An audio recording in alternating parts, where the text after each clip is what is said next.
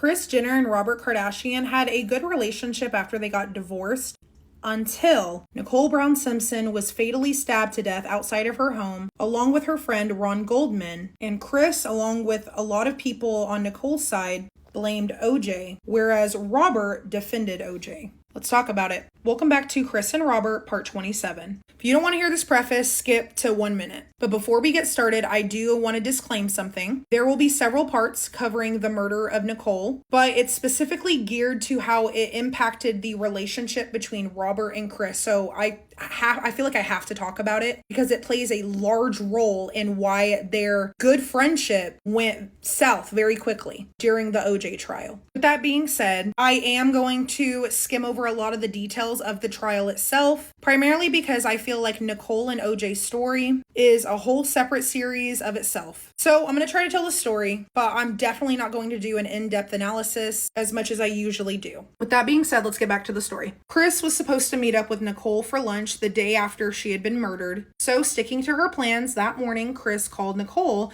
but got her answering machine. When she got her answering machine, she was like, "Hey, we still on for today? Like, I'll see you at noon." Well, after that call ended, Kris's assistant, Lisa, called Kris and was like, "Hey, Judy, Nicole's mom, is on the phone. Like, you need to get home." So Kris goes home. She takes the call from Judy. And that's when Judy tells her that Nicole had been shot. Now, we know in hindsight that's not what it was, but at the time they thought she had been shot. They did not know she'd been stabbed. Kris was very much in denial that Nicole had died. She kept saying, "I'll go to the hospital. Where's she at?" And Judy was like, "No, she's gone."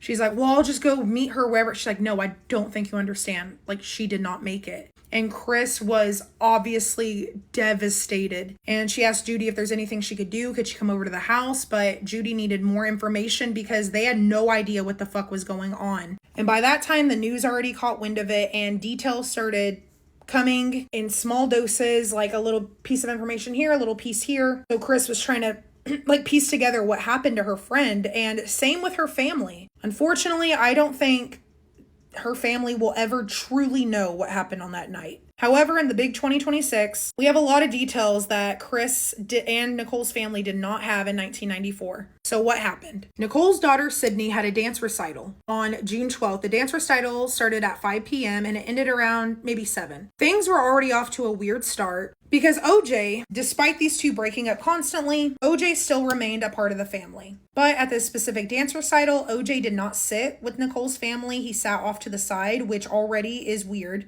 Then at some point after the recital, everybody was talking, and OJ told Nicole's sister that he was going to be out of town that evening and going to Chicago for a golf tournament, I believe. While those two are talking, Nicole is talking to her other sister, and she's asking her about how she left her ex, pretty much, and was asking, like, whenever you left your husband, like, was he weird with you? Was he still trying to, like, get at you? And she was like, no, and was just asking if there was ever a point where they could co-parent without OJ wanting her, pretty much. After that, OJ, he went somewhere else, and Nicole and her family, they all went out to eat at the Mezzaluna. While they were at dinner, Nicole pointed out to her sister who was sitting next to her. She was like, "Look, right there."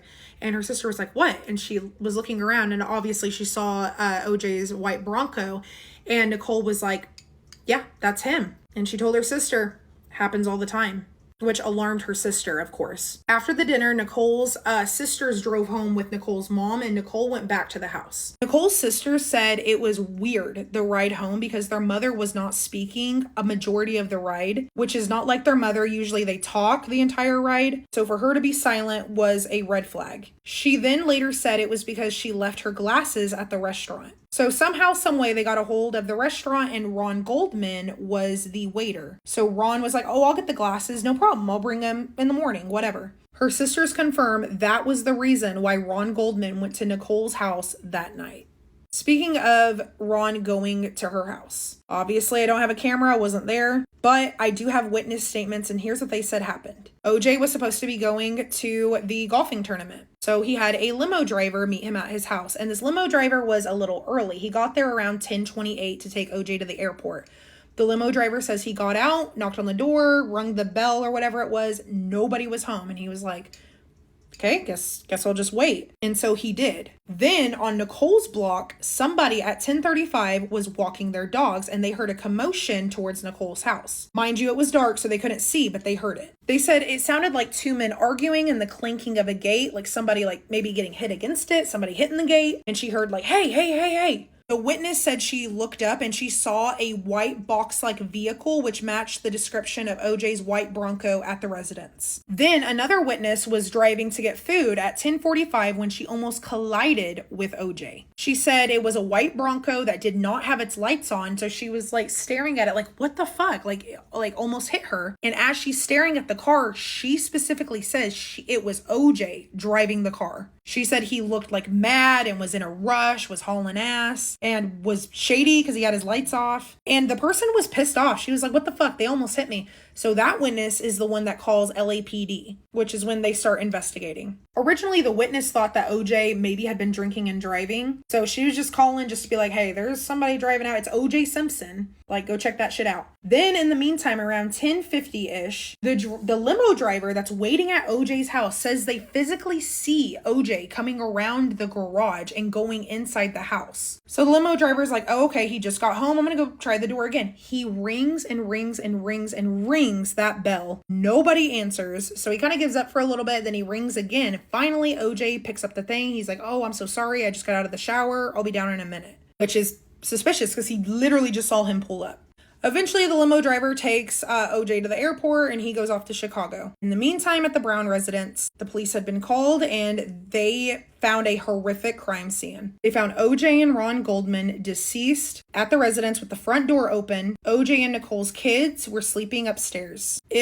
This is a big trigger warning. If you are not able to watch the reenactment of what most likely happened from this murder, I would suggest skipping the rest of this video. But now I'm going to show you guys an animation of what most likely happened the night of of Nicole and Ron Goldman's murders. At this point, Mr. Goldman comes up to the gate, punches it, and rings the doorbell. Nicole Simpson leaves her condo, and she actually leaves the front door ajar to come down and open the gate. There's obviously a speakerphone, and she knows who her visitor is. Literally, the assailant has to come from the patio area, or the physical arrangements of the subjects make no sense. The way he attacks them immobilizes them both. He hits the right side of Mr. Goldman's face with his left hand, and does so very hard. There's a substantial bruise on the right side of his face. Simultaneously, or very soon thereafter, we believe the assailant hits Nicole Simpson on the left side of her face with the butt of his knife, the pommel. And that knocks her right side of her head into the wall. We believe that knocks her out, which enables the assailant now to come down and deal with the number one threat, which is the young, able, and in pretty good shape Mr. Goldman. We postulate that he puts the point of the knife behind Mr. Goldman's head and actually uses the knife like a fork with his hand over the mouth to raise Mr. Goldman to his feet. The medical examiner has testified that that wound alone would have been sufficient to kill Mr. Goldman if nothing else had been done to him. It's obvious from medical evidence that the assailant has a hand over Mr. Goldman's mouth, is having a talk with Mr. Goldman, and is emphasizing his points with the knife. The next fatal blow received by Mr. Goldman is a plunge right over his heart, hitting him in the left side of his torso.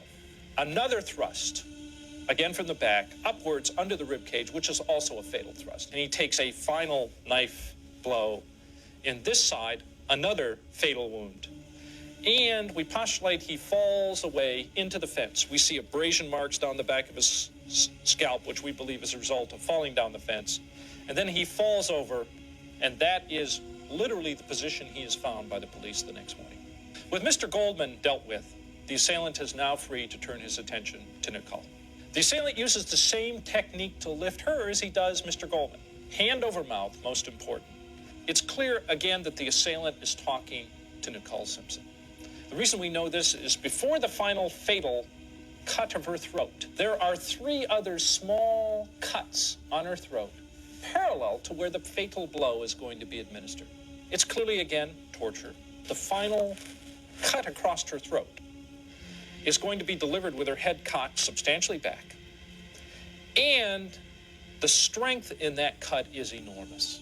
And by that I mean she is going to receive a single slice to the front of the throat that is going to be so deep it is going to nick her spinal cord. That requires tremendous strength.